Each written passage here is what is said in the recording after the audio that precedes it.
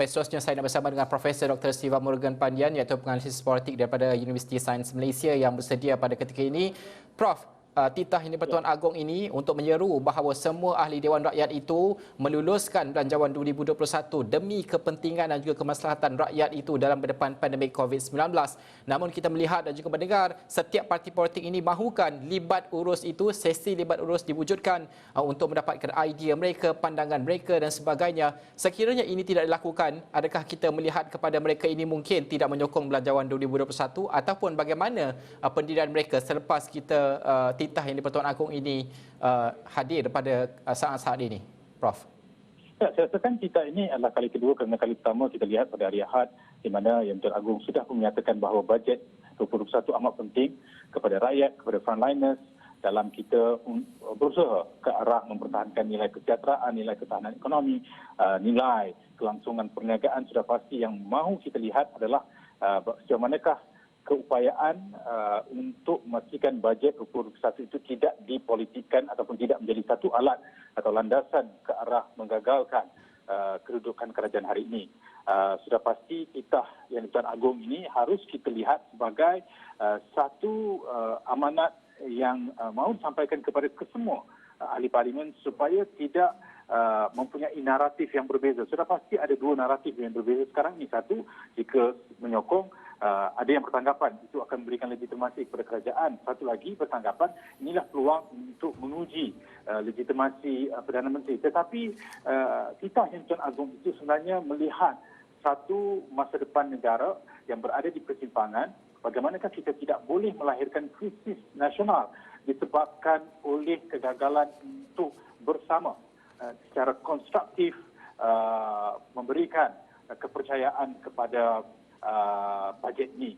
Ialah ramai yang melakukan tawar-menawar, ada permintaan. Saya percaya kedudukan itu boleh dilakukan atas satu kerjasama ataupun yang saya namakan sebagai kolaboratif silang parti politik, bermakna kerajaan juga boleh mendapatkan pandangan daripada pelbagai pihak, pemimpin parti politik melihat sejauh manakah ia sebenarnya menjadi satu keterangkuman berdasarkan kepada wawasan kemakmuran bersama yang dulunya pernah dipersetujui oleh Kerajaan Pakatan Harapan. Itu boleh menjadi asas ke arah untuk membolehkan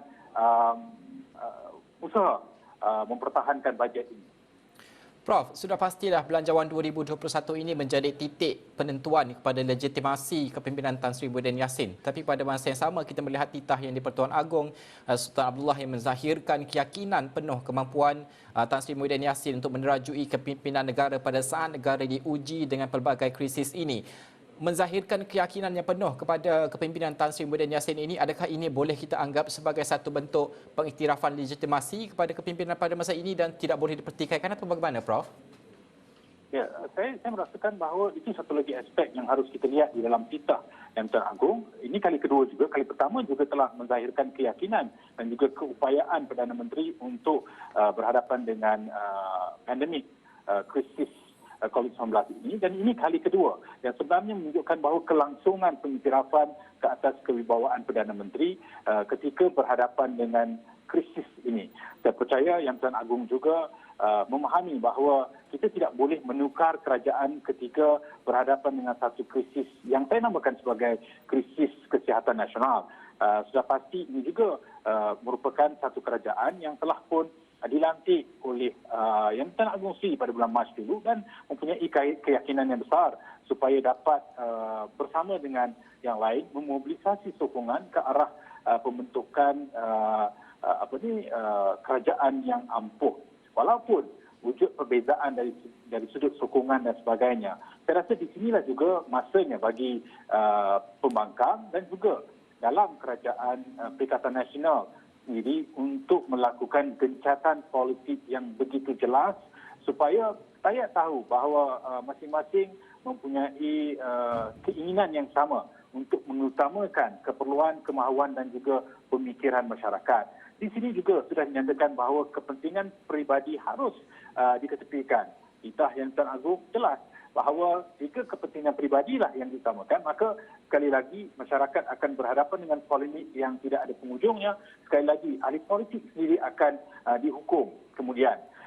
kita sudah melihat ada pemimpin yang tidak bersetuju dalam beberapa keadaan. Tetapi saya percaya inilah masanya sekurang-kurangnya sekali untuk menunjukkan rasa keinginan bersama untuk bersetuju dalam konteks sekarang.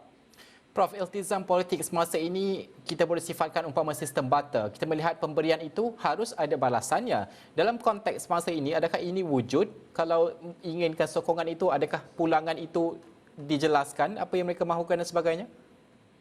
Saya rasa sejak semalam, ramai yang sudah mula melihat bagaimanakah boleh melakukan permintaan dan tawar-menawar.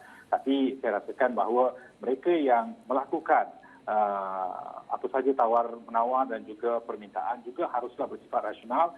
Ia tidak boleh dianggap sebagai satu desakan untuk mendapatkan apa saja yang mereka mahukan, tetapi mereka juga haruslah jujur dan ikhlas ke atas kerajaan yang ada. Jika permintaan itu bersifat keterlaluan sampai mahukan peletakan jawatan menteri tertentu, kemudian ada yang menyoal apakah ini masanya untuk melakukan reformasi besar-besaran, sedangkan tumpuan harus diberikan ke atas reformasi ekonomi terlebih dahulu. Reformasi politik dan juga apa saja tuntutan politik saya rasakan tidak boleh mendepani isu sebenar, iaitu bajet 2021. Jika dilakukan tawar-menawar dari sudut ataupun dimensi politik, maka sekali lagi lah kita akan pergi kepada asas isu ataupun masalah yang timbul.